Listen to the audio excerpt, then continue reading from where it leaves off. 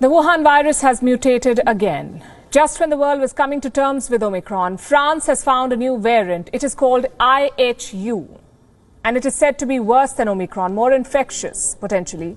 And its arrival could have not come at a worse time. The world is battling a massive surge as we speak. The United States hit a grim landmark today. More than 1 million Americans have tested positive in 24 hours. 1 million Americans, 10 lakh in one day. India's Omicron tally has now crossed 1,800. Worldwide, more than 450,000 people have been infected by Omicron. The only silver lining is the death toll. So far, only 107 people are said to have died due to Omicron. But this variant is pushing all health systems to their limits. And now there's a new variant. Will it make things worse? Are we stuck in an endless wave of cases? What is the practical way forward? On Gravitas tonight, we'll discuss all of that. First, let's tell you about the developments in France, about the new variant. It doesn't have a name yet. Scientists are calling it IHU. Here are the 5 things that you should know about IHU. Number 1, its cases have been found near Marseille in France. How many cases? At least 12. France has been quick to link it to another country. It says the first patient of IHU recently returned from Cameroon. And so far, no other country or region has reported this variant. So why is this a matter of concern? Because this variant has at least 46 mutations. That's more than Omicron. Omicron has 32 mutations in its spike protein. Spike protein is how a virus enters the human body. It latches onto the human cell and infects it. That's what spike protein does. More mutations in this protein means more infections. Omicron has 32 mutations. That's why it spread so quickly. The new IHU variant has 46 mutations, which means it could spread even faster. Here is what the researcher who discovered this variant has said, and I'm quoting. We indeed have several cases of this new variant in the Marseille geographical area. We named it variant IHU. 2 new genomes have just been submitted. It is still early days. We can't say for sure if the variant is spreading fast or if more people are going to fall sick. But this variant is causing concern. And you know what happens when such reports surface, reports of a new, potentially dangerous variant. What happens? Countries usually impose travel bans or restrictions at the very least. Checking becomes more stringent. Why go far? Just see how South Africa and its neighbors were treated when they alerted the world about Omicron. Just a few weeks back. The US and the EU were the first to restrict travel. But this time it is France, so nobody is talking about restrictions or quarantines for travelers from France yet. Chances are they won't in the days ahead too.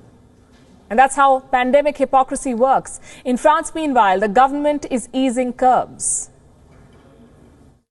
No, as I just explained, it's for health reasons. This is not at all a relaxation. It's an adaptation to this new threat, taking into account what science has brought.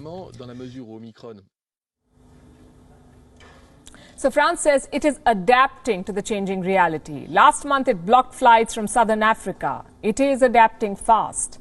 The World Health Organization has put IHU on what they call a watch list. It has not been labeled as a quote-unquote variant under investigation yet.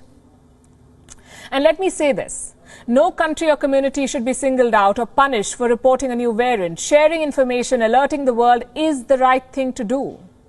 What we're questioning here is the duplicity of the Western world. New variant in the global south, ban flights. New variant in the global north, we must adapt.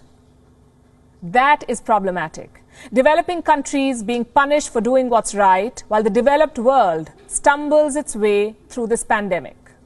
Look at the United States. Today it has set a world record. More than 1 million new infections in one day. That's the official figure. The actual figure could be higher because cases are exploding and it's hard to keep track. One report says that the daily infection count is quote-unquote an underestimation. Why is that? Because many Americans are using home testing kits and their results are not reported to official portals.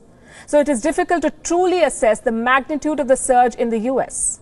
Then we come to Australia. The story gets worse. In New South Wales, COVID-positive nurses have been called in to work. Do you know why? Because there is a severe shortage of staff.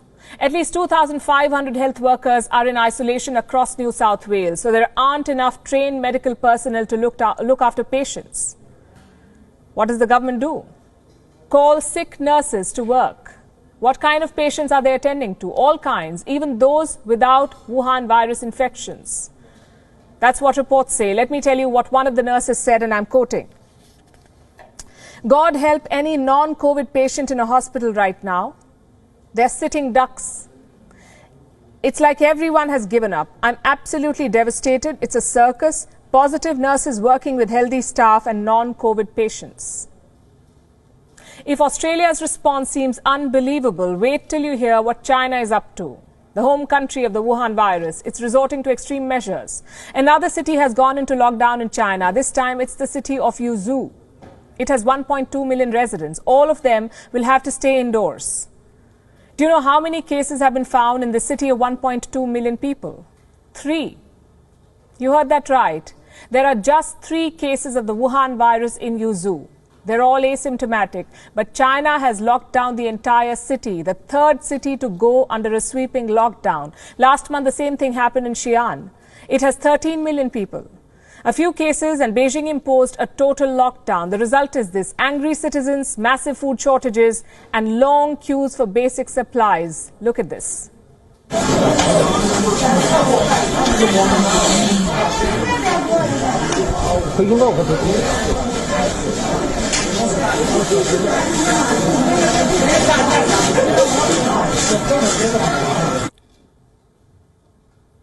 Going by one report, these people had nothing to eat except noodles for 8 days. The situation is so bad that residents have resorted to barter. They're exchanging electronics for food. One resident swapped a Nintendo Switch for instant noodles and steamed buns. Another gave away a pack of cigarettes for cabbage. Some are even giving away sanitary pads for a small pile of vegetables. People are desperate. But if they make any effort to find food, they risk punishment. Here is one case. A man stepped out to get some buns. He was beaten up by community workers.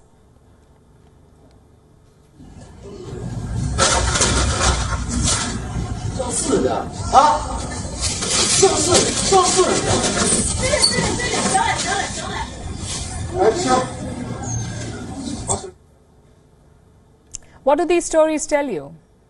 There is no perfect way to deal with the pandemic. 2 years and counting, governments are still struggling. Sweeping lockdowns are not leading to zero COVID. Weekend and night curfews are not stopping the spread. Rich countries with supposedly robust health infrastructure are floundering. Vaccines are not arresting infections. Mutations are tripping us up.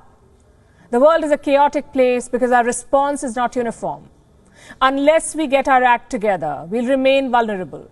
Not just to the new variants of the Wuhan virus, but to other diseases as well.